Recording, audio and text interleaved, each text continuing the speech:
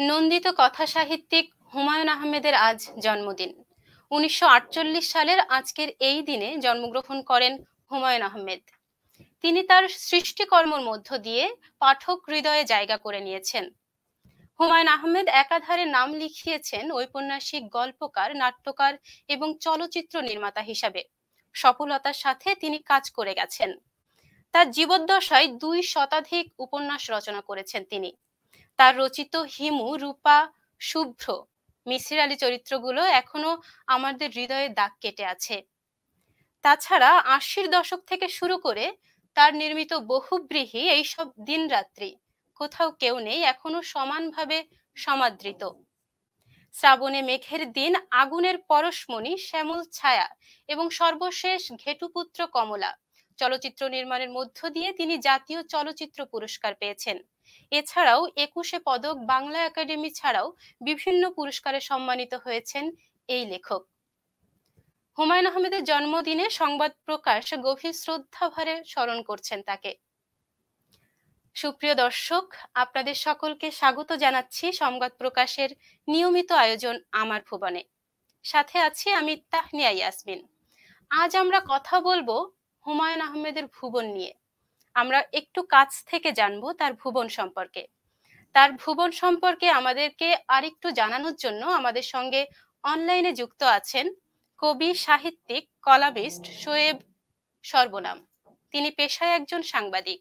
সংবাদ প্রকাশের আজকের আয়োজনে আপনাকে স্বাগত জানাচ্ছি। কেমন আছেন আপনি? ভালো আছি, ধন্যবাদ সংবাদ প্রকাশের এই আয়োজনের জন্য। হুমায়ুন আহমেদকে নিয়ে, হুমায়ুন আহমেদের জন্মদিনে তাকে নতুন ভাবে স্মরণ করা, হুমায়ুন আহমেদের সমস্ত পাঠকেরা এবং অন্যান্য লেখকরা হুমায়ুন আহমেদকে স্মরণ করে থাকেন। তো ফলে সংবাদ প্রকাশের এই উদ্যোগকে আমি স্বাগত জানাই। ধন্যবাদ। আমরা প্রথমে আপনার প্রকাশিত একটি বই নিয়েই কথা বলবো। বইটি শাওনের বয়ানে হুমায়ুন। বইটির মধ্য দিয়ে আমরা মূলত হুমায়ুন আহমেদকে জানতে পারবো, তার যাপিত জীবন সম্পর্কে জানতে পারবো বলে ধারণা করছি। আপনি এই বইটি সম্পর্কে একটু বলবেন আমাদেরকে। আচ্ছা, বইটা সম্ভবত আমরা 2018 সালে আমি পাবলিশ করি। এটা বেসিক্যালি হুমায়ুন আহমেদের ব্যক্তি জীবন নিয়ে যাদের আগ্রহ আছে, এই বইতে হুমায়ুন আহমেদের সাহিত্যকর্ম নিয়ে তেমন কোনো তথ্য বা কাজ নাই। এই বইটাতে যেটা করা হয়েছে, হুমায়ুন আহমেদ নিজে প্রচুর আত্মজীবনী লিখছেন। তার জীবনের অনেক ঘটনা, গল্প উনি লিখে গেছেন। কিন্তু আমরা দেখি যে বড় বড় লেখকদের মধ্যে নানা রকম উদ্ভট স্বভাব থাকে, নানান রকম পাগলামি থাকে, কিন্তু অনেকগুলো ব্যাপার থাকে যেগুলা তারা নিজেরা স্বাভাবিক মনে করে, কিন্তু অন্যদের কাছে ব্যাপারগুলো অস্বাভাবিক বা একটু অন্যরকম লাগে। তো হুমায়ুন আহমেদ নিজেকে নিয়ে যেগুলো লিখে গেছেন, সেগুলো হচ্ছে তার জীবনের ইন্টারেস্টিং ঘটনা।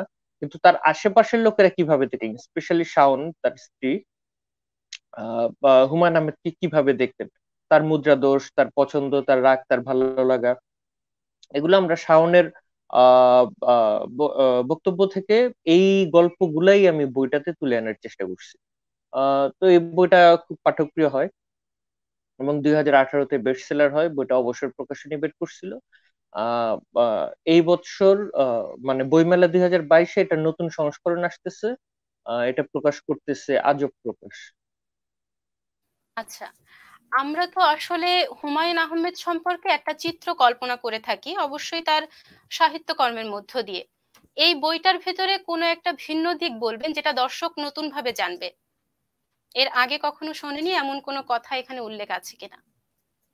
আচ্ছা, হুমায়ুন আহমেদ একজন সেলিব্রিটি। তার সময় তিনি এমন একজন হুম। সময়ের সেলিব্রিটি, যে সময় এরকম মিডিয়ার ছিল না, যে হাতে হাতে ফেসবুক, স্মার্টফোন, ক্যামেরা এগুলো ছিল না। কিন্তু সেলিব্রিটিদের সম্পর্কে যেটা হয় যে মানুষের তার ব্যক্তিগত জীবন, তার অন্যান্য কর্মকাণ্ড সবগুলো নিয়ে অগাধ অগাধ আগ্রহ তৈরি হয় হুম। এবং সেটা নিয়ে মানুষের মধ্যে অনেক গসিপ তৈরি হয়, নানান রকম গল্প, সত্য মিথ্যা এটা সেটা থাকে। তো হুমায়ুন আহমেদের এই বইটা করার সময় আমি লক্ষ্য করি যে হুমায়ুন আহমেদকে নিয়ে মানুষের এরকম অনেক অনেক তথ্য জানার আছে, অনেক অনেক আগ্রহ আছে। কিন্তু হুম। সঠিক তথ্য অনেকের কাছে নাই, অনেকের কাছে তথ্যই নেই, অনেকের কাছে গসিপ আছে। আমি সেগুলো এক করার চেষ্টা করি। যেমন ধরেন, আমরা জানি হুমায়ুন আহমেদের প্রথম স্ত্রী গুলতেকিন জি। ভার্সিটির শিক্ষক হিসেবে, শিক্ষক হিসেবে জয়েন করার পর আর কি গুলতেকিনকে বিয়ে করে। এর আগে দীর্ঘদিন প্রেম ছিল তাদের। আর দ্বিতীয় স্ত্রী মেহের আফরোজ শাওন। কিন্তু হুমায়ুন আহমেদের প্রথম প্রেম কে ছিল, তার প্রথম প্রেমিকা কে ছিলেন, আচ্ছা। এটা কিন্তু কেউ জানে না। আমি চেষ্টা করলাম যে এটা বের করা যায় কিনা।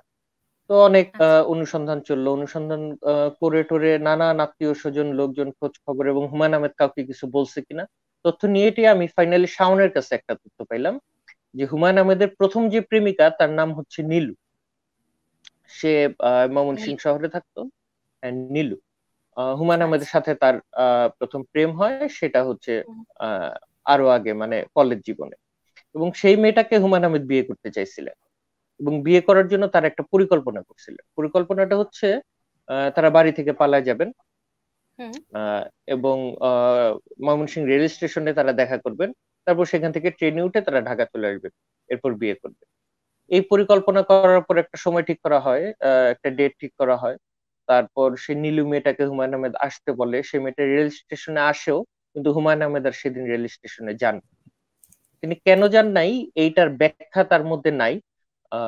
মানে তিনি ওরকম কোনো ব্যাখ্যা দিতে পারেন নাই যে তিনি কেন সেদিন যান নাই।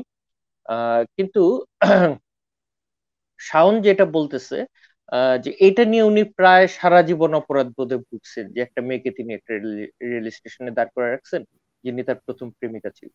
এইরকম অনেক অজানা গল্প হুমায়ুন আহমেদ সম্পর্কে আমি এই বইটাতে তুলে ধরতে পারছি।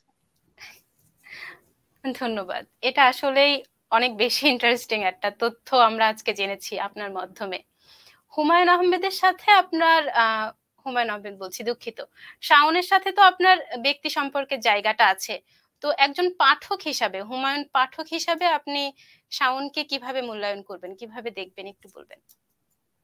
দেখেন, শাওনকে মূল্যায়ন করার অবস্থা বা ওইরকম তো আমার মধ্যে নাই। মানে আমি একজন সাহিত্যিক।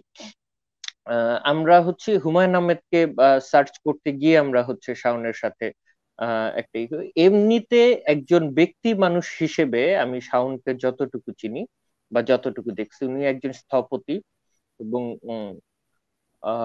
উনি হচ্ছেন একজন অভিনেত্রী, ফিল্ম স্টার, জাতীয় পুরস্কার প্রাপ্ত ফিল্ম স্টার, উনি মিউজিশিয়ান, এবং অনেক অনেক গুণ এবং সৃজনশীলতা ইত্যাদি ইত্যাদি তার ভিতরে আছে। এবং উনি হচ্ছে এগুলো নিয়ে থাকেন বেসিক্যালি। এই কয়দিন পর পর গান করতেছেন, নাচ করতেছেন, এই নাটকের শুটিং করতেছেন। হুমায়ুন আহমেদের শেষ সিনেমাটা শাওন বানাইলেন। এবং হুমায়ুন আহমেদের প্রচুর চিঠি, চিরকুট, আহ, হাতে লেখা নানান জিনিসপত্র শাওনের সংরক্ষণে আছে। উনি সেগুলো দিয়ে একটা জাদুঘর করতেছেন, হুমায়ুন আহমেদ স্মৃতি জাদুঘর, সেটা করতেছেন। মানে উনার, আমি এখন পর্যন্ত, হুমায়ুন আহমেদ মারা গেছেন এতদিন, এখন পর্যন্ত উনার 24 ঘন্টার ব্যস্ততায় আমি যতটুকু দেখতে পাই বেশিরভাগ সময় এখনো তার হুমায়ুন আহমেদকে নিয়ে কাটছে। আচ্ছা, ঠিক আছে। হুমায়ুন রচিত বিভিন্ন নারী চরিত্র সাথে আমরা তো আমাদের বাস্তবিক জীবনের বেশ সম্পৃক্ততা পাই। অনেক সময় নিজেকে রূপা ভাবতে ইচ্ছে করে। তো এই চরিত্রগুলো যেহেতু আপনি চর্চা করেছেন, হুমায়ুন পাঠ করেছেন, শাওনের সাথে কি কোনো চরিত্রের আপনি সম্পৃক্ততা লক্ষ্য করেছেন বা খুব বেশি মিল আছে, এই বিষয়টা একটু উল্লেখ করবেন? আমি আসলে এইভাবে জিনিসটা পড়ে দেখি নাই, তবে হচ্ছে আহ শাওনের একজন লেখক যখন লিখেন, যেমন হুমায়ুন আহমেদের একটা স্বভাব ছিল, এটা আমার বইতে আছে। সেটা হচ্ছে হুমায়ুন আহমেদ যখন কোনো উপন্যাস লিখেন, লিখতে বসেন, বাড়িতে লিখতেছেন, তখন সেই উপন্যাসে যেই নারী ক্যারেক্টারটা থাকে, যেমন ধরেন কুসুম নামে তার একটা ক্যারেক্টার আছে, ওটা নিয়ে যখন তিনি লিখতেছেন, তিনি হয়তো শাওনকে কুসুম নামে ডাকতেছেন। তারপর এরকম আর কি, তার কল্পনার চরিত্রের সাথে বাস্তব চরিত্রের হচ্ছে একটা মিশেল হয়তো তার কোনো কোনো বইয়ে থাকে। স্পেসিফিকলি এইভাবে আমি হয়তো বলতে পারবো না যে কোন চরিত্রের সাথে শাওনের মিল থাকতে পারে, বাস। আচ্ছা, আপনি নিজে একজন হুমায়ুন পাঠক, পরবর্তীতে আপনি হুমায়ুনকে নিয়ে লিখেছেন, যদিও সেটা জবানিতে লেখা অনেকটাই। তো এই যে পাঠক হিসাবে এবং তাকে নিয়ে লেখা হিসাবে, এই বিষয়টার ভিতরে সম্পর্কটা কেমন ছিল, আর আপনার লেখার সময়ের অনুভূতিটা আমাদের সাথে শেয়ার করবেন। আচ্ছা, মানে হুমায়ুন পড়েই তো আমরা বেসিক্যালি বড় হইছি। প্রথমে আমরা ওই মাসুদ রানা, তিন গোয়েন্দা ইত্যাদি পড়তাম, তারপর হুমায়ুন আহমেদে ঢুকলাম। এবং হুমায়ুনে যখন যখন ঢুকলাম, তারপর থেকে হচ্ছে দীর্ঘদিন হুমায়ুন আমাদের আচ্ছন্ন করে রাখলো। এখন পর্যন্ত আমরা হুমায়ুন আহমেদের পুরানো পুরানো বই, লেখাপত্র খুঁজে টুজে পড়ি, এবং অপ্রকাশিত কোনো লেখা পাইলেই আহ ছুটে গিয়ে সেটা কালেক্ট করি এবং পড়ার চেষ্টা করি। মানে আমরা হচ্ছি হুমায়ুনের ফ্যান যারা ছিল বাংলা সাহিত্যে, তাদের তাদের হাইপটা যখন বাংলাদেশে আহ, হয়, আলোচিত হয়, ওই সময়ের পাঠক আমরা। সে সময় হুমায়ুন আহমেদকে নিয়ে গসিপ হয়, হুমায়ুন আহমেদ যাই করে তাতেই লোকজন ঝাঁপায় পড়ে। আমরা হচ্ছে ওই জেনারেশনের পাঠক, ফলে আমরা হুমায়ুন আহমেদের ওই সময়টাতে কোনো কিছু বাদ দিই, স্পেশালি নাইনটিস, লেট নাইনটিস থেকে শুরু করে। তো যখন পাঠক হিসেবে কাজ করছি তখন, মানে পাঠক হিসেবে বইটি পড়ছি, তখন তো আর কখনোই চিন্তা করিনি হুমায়ুন আহমেদকে নিয়ে একটা বই লিখব। না। যখন লিখতে আসছি, মানে এজ এ সাহিত্যিক আমি যখন নিজের লেখালেখিটা লিখতে আসছি, উপন্যাস, গল্প, হুম। কবিতা লিখতেছি, তখন হচ্ছে আমি গেস করলাম যে বাংলা সাহিত্যের যারা বড় বড় লেখক, এদের তো আমাদেরকে পড়ে আসতে হয়েছে। আমরা রবীন্দ্রনাথ, জীবনানন্দ, মাইকেল মধুসূদন সব পড়ে, হুমায়ুন আহমেদ পড়ে আমরা এই চর্চার মধ্যেই থাকি আমরা যারা লেখক। এর মধ্যে চোখের সামনে একজন বড় লেখককে নিয়ে যদি কাজ করার সুযোগ থাকে, সেইটাও একজন লেখকের দায়িত্ব যে সুযোগটা যতদিন আছে এটা তুলে ধরা যায় কিনা।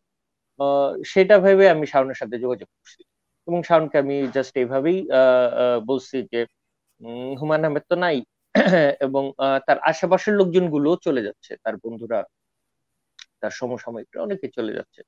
তো শাওনের কাছ থেকে হচ্ছে, মানে আমি তাকে এইভাবে কনভিন্স করার চেষ্টা করছি যে আমরা যদি এরকম একটা কাজ করে রাখি, হুমায়ুন আহমেদের পরের জেনারেশনের পাঠকরা, যারা হুমায়ুন সম্পর্কে জানতে আগ্রহী, যারা হচ্ছে এই সব গসিপের মধ্যে ছিল না, হুমায়ুনের জীবদ্দশায় যারা পাঠক হয়ে বড় হয়ে উঠতে পারে নাই, তারা যখন হুমায়ুন সম্পর্কে জানতে চাইবে, তারা যেন একটা বই থেকে তাদের কৌতূহলটা নিবারণ করতে পারে। সেই জায়গা থেকেই আসলে বইটা করা। আর বই আচ্ছা, করার খুব। এক্সপিরিয়েন্স জি, জি। যেটা বলতেছিলেন, সে অভিজ্ঞতার জায়গা যদি বলতে হয়, যে বইটা আসলে আমরা একদমই করার পরিকল্পনা করি নভেম্বরে, 2017 সালের ওকে। নভেম্বরে হুম। আমরা পরিকল্পনাটা করি ঢাকা লিড ফেস্টে, শাওনের সাথে বসে একটা অনুষ্ঠানে শাওন হুমায়ুন আহমেদকে নিয়ে কিছু স্মৃতিচারণ করতে আসছিল। তো তারপর হচ্ছে আমি তার মুখে অনেক ইন্টারেস্টিং কিছু তথ্য পেলাম ওই অনুষ্ঠানটাতে। যেমন ধরেন হুমায়ুন আহমেদ জীবনের প্রথম জিন্সের প্যান্ট পরছে শাওনের সাথে বিয়ে হওয়ার পর, এটাকে জিন্স পরেন। আচ্ছা, তারপর হুমায়ুন আহমেদ ঘুমাইতে যেতেন সবসময় হচ্ছে পাট ভাঙা শার্ট পরে বা নতুন শার্ট পরে, সে কোনো পুরান শার্ট পরে ঘুমাইতেন না। ঘুমানোর সময় সবসময় সে হচ্ছে আয়রন করা কোনো শার্ট কিংবা একদম নতুন কেনা শার্ট সেটা পরে সে ঘুমাইতে যাবে, যে তার স্বভাবের একটা অংশ। এরকম হুম। নানান আছে, যেমন ধরেন হুমায়ুন আহমেদ একবার তার প্রকাশকদের ডেকে নিয়ে আসলেন যে আহ, ব- তোমরা হিসাব করে আমাকে দেখাও যে আমার প্রতিটা শব্দের অর্থমূল্য কত, অনেকটা মজা করে, যে পার ওয়ার্ড আমার কত টাকা করে বিক্রি হচ্ছে এখন। তো তখন তার সমস্ত প্রকাশকরা মিলে একটা হিসাব করলেন, হিসাব হুম। করে হুমায়ুন আহমেদকে জানাইলেন হুমায়ুন আহমেদের প্রতিটা শব্দের অর্থমূল্য 5,500 টাকা তখন, যখন তিনি হিসাবটা করলেন। তো এইরকম নানান ইন্টারেস্টিং কর্মকাণ্ড করে বেড়াইতেন। তো এই গল্পগুলো আমি শাওনের সাথে গল্প করতে করতে এই তথ্যগুলো বের করি। এরকম অনেক অনেক তথ্য এই পুরো বইটার মধ্যে ছড়াই আছে। তো লিট ফেস্টে আমি তার সাথে যখন দেখা করলাম, তখন আমি তাকে প্রস্তাবটা দিলাম যে আমরা এরকম একটা হুম। বই করতে পারি কিনা এই ধরনের তথ্যগুলো সবই করে। তো শাওন আমাকে বলল, আপনি চেষ্টা করে দেখেন, আমি আপনাকে সহযোগিতা করব। শাওনকে রাজি করানো ছিল এই কাজটার জন্য সবচেয়ে চ্যালেঞ্জিং বিষয় আসলে। কারণ আচ্ছা। হুমায়ুন আহমেদ বিষয়ে শাওন এত সেন্সিটিভ, হুম। এত সেন্সিটিভ যে এই বইটা আমরা 2000 কি বলে, হ্যাঁ 17 সালের নভেম্বরে কাজ শুরু করি, ডিসেম্বরে আমি কাজ শেষ করি। সেটার এডিটিং আমার ফেব্রুয়ারির প্রায় 15 তারিখ পর্যন্ত এডিটিং করতে হয়েছে। বইটা আসছে ফেব্রুয়ারির 21 তারিখে। মানে এটা বারবার যতগুলো তথ্য আমরা সংগ্রহ করছি, প্রত্যেকের কাছ থেকে বারবার যাচাই করা, অনেকের নাম আসছে। হুমায়ুন আহমেদের বন্ধু আলমগীর সাহেব, অবসর প্রকাশনীর মালিক, তার আরেক বন্ধু হচ্ছে একজন ইঞ্জিনিয়ার ছিলেন, ওই দক্ষিণ হাওয়া বিল্ডিংটার আর্কিটেক্ট, ইত্যাদি ইত্যাদি। তাদের কাছ থেকে অনেক তথ্য আনতে হয়েছে। আহ চিত্রশিল্পী ধ্রুব এস হুমায়ুন আহমেদের খুবই ঘনিষ্ঠ মানুষ, তার কাছ থেকে অনেক তথ্য আমরা জোগাড় করছি। আর শাওন তো আছে, শাওনের কাছ থেকে হুমায়ুন আহমেদের প্রথম প্রেমপত্র যেটা শাওনকে লেখা, সেই চিঠিটা আমি এনে এই বইয়ে ছেপে দিচ্ছি ইন্টারেস্টিং। ইমেজ। তারপর হুমায়ুন আহমেদ অনেক কিছু লিখতেন। ধরেন হুম। উনি শুটিং এ আছেন, জি, জি। কোনো হয়তো নুহাশপল্লীতে গল্প করতেছেন, তো ছোট একটা চিরকুট নিয়ে সেখানে একটা ছোট ভালোবাসার কথা লিখে আহ শাওনের হাতে নিয়ে হয়তো আড়াল করে কাউকে দিয়ে দিলেন। সেই চিরকুট গুলো সব শাওনের কাছে আছে। আমি ওখান থেকে অনেকগুলো নিয়ে বইয়ে চেপে দিয়েছি। যেমন ম্যাচ বক্স খুলে ম্যাচ বক্সের ভিতরে চিঠি লিখা, হ্যাঁ। সিগারেটের খোসার মধ্যে ছোট করে চিরকুট লিখা, এই স্বভাবটা হুমায়ুন আহমেদের মধ্যে প্রচুর ছিল।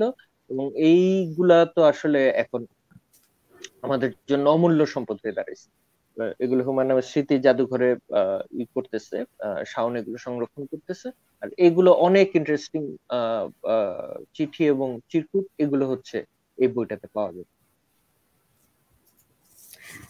ধন্যবাদ। একটু একটা সাধারণ কথায় জিজ্ঞেস করতে চাইবো, যে যারা নতুন পাঠক বা যারা বই পড়তে সবে শুরু করছে, বা অনেক সময় বলা হয় যে বই পড়বো, একটা পছন্দের বইয়ের কথা বলেন, তো সেক্ষেত্রে হুমায়ুন নামটা চলে আসে, হুমায়ুন আহমেদের বই দিয়েই শুরু করা হয়।